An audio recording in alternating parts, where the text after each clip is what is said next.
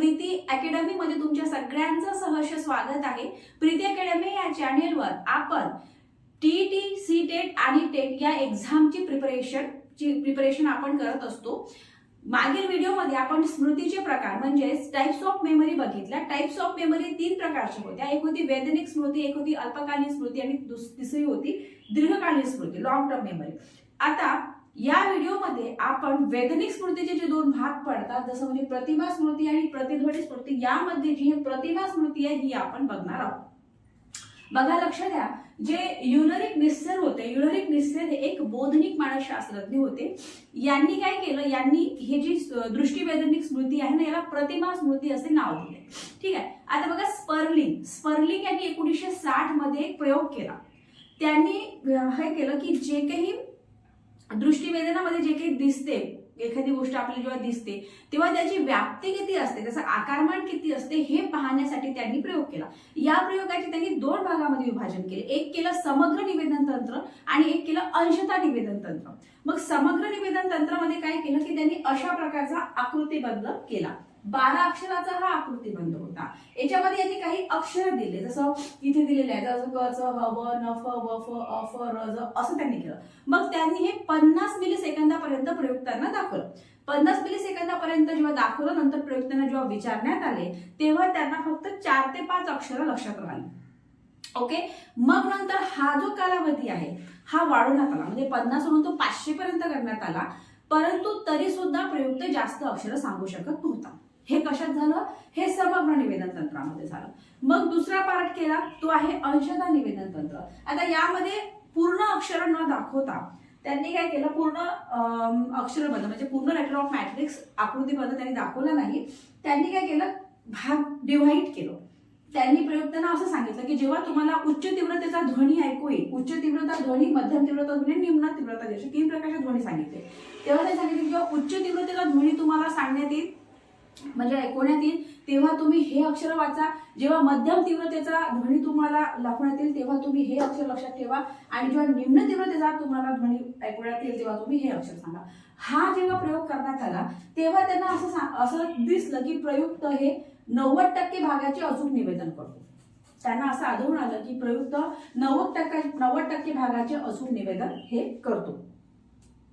ठीक आहे। मग त्यांनी त्याच्यावर असं हे कळलं की जी वैधानिक स्मृती आहे ती 200 ते 400 मिलीसेकंद पर्यंतच राहू शकते, त्यापेक्षा जास्त आपण राहू शकत, आपण म्हणजे आपल्या लक्षात ते राहू शकत नाही।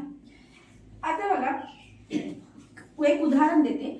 कसं आहे, कधी आपण एखाद्या खिडकीतून आपण बाहेर बघत आहोत किंवा आपण कुठे बाहेर गेलो की, ठीक आहे, मग तिथे आपल्याला काही दृश्य दिसले किंवा आपण खिडकीमध्ये बाहेरच्या बाजूला बघत आहोत, काही दृश्य आपल्याला दिसले, आपण अचानक आपले डोळे बंद केले तर ते जे काही दृश्य आपण पाहतो त्याची प्रतिमा आपल्या डोळ्यासमोर येते, पण फक्त ती काही सेकंदापर्यंतच राहते। हळूहळू ती काय होते, पुसटशी होऊन जाते।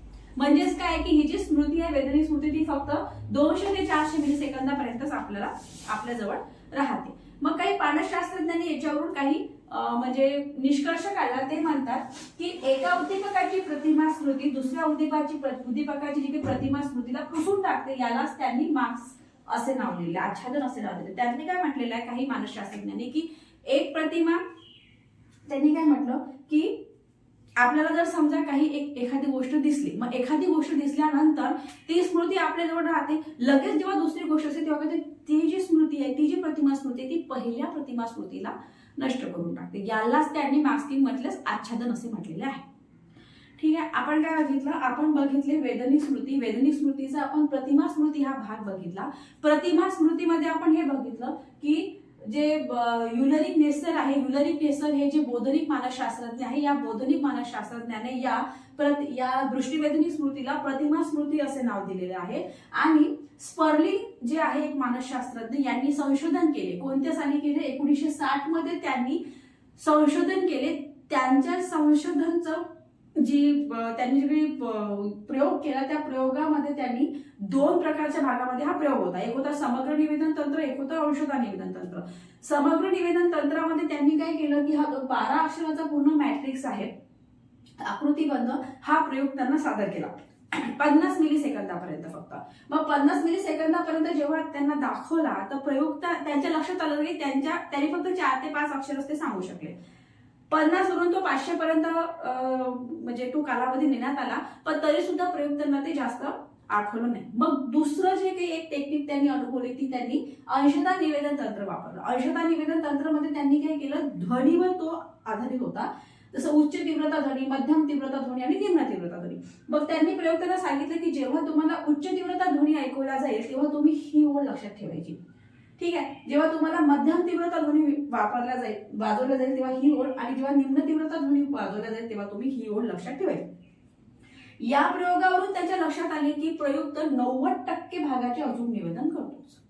म्हणजेच जी वैज्ञानिक स्मृती आहे ती तुमच्या जवळ 200 ते 400 मिली सेकंदापर्यंत राहते असं त्यांचं म्हणणं आहे. मग आता जे काही मानसशास्त्रज्ञ होते, ह्या जो पूर्ण प्रयोग जो काही केला त्याचा निष्कर्ष त्यांनी असा काढला की एक जे काही उद्दीपक आहे ते एका उद्दीपकाची प्रतिमा स्मृती दुसऱ्या उद्दीपकाची प्रतिमा स्मृती पुसून टाकते. यालाच त्यांनी मार्क्सकिंग मध्ये आच्छादन असे नाव दिलेले आहे.